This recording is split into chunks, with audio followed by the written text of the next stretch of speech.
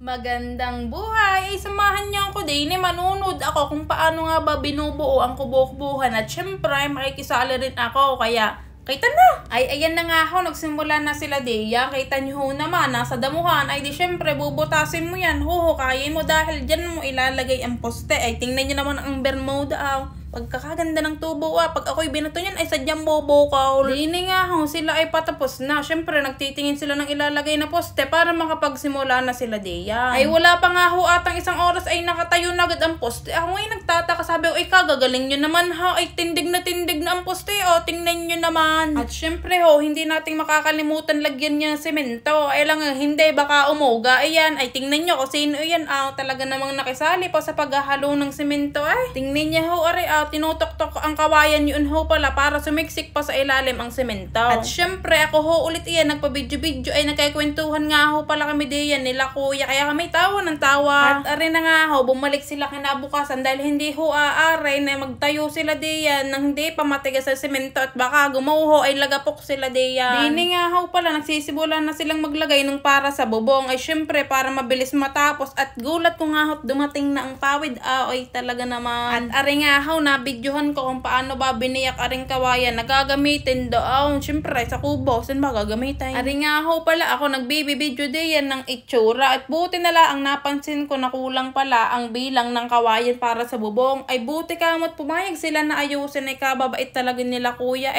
Diyan nga ho pala magsisimula na silang maglagay ng pawid. Tingnan niyo ho aring bubungan. Ako'y umalis lang saglit at pagbalik ko ay buong-buo na, nagulat nga. Sabi ko, kuya, kapilis niyo talagang gumawa. Ako'y hanga sa inyo Ito pa rin nga ho pala sila, nandiyan pa. Syempre, nagsisiksik sila ng pawid para hulang butas at maganda ang gawa. Ay lalagyan pa yan mamaya ng night. Akala nga ho namin ay madali lang ang matatapos. Ay tingnan nyo ho, inabot na din ng gabi. Ay tinapos na ang dapat tapusin. Ano pa? Ako nga ho'y tuwang-tuwa sa kanila at sadyang tinapos ang gawa. Ay kahit abutin ng gabi, overtime sila diyan. At kahit gayon ay tuwang-tuwa naman sila at nagkekwentuhan pa rin. At makalipas nga ho ang ilang oras ay natapos na rin. Ay kita nyo naman may net na, may barnes na, ay saan ka pa? At nung nakapagpahinga na nga ho sila ay sabi namin kain muna din maghapunan na at sadya namang ginabi na kayo. Ay nagulat nga ho kami, ang sabi babarnisan ho raw nila ang aming kubo para naman magmukhang bago. Ay pumayag naman ho kami at ako iyan nakisali pa rin. Ako nga ho'y taho ng tawa din. Ang sabi ho ba naman ay iba pala ang tama kapag nabubusog talagang mapapabarnis ka pati ng bakal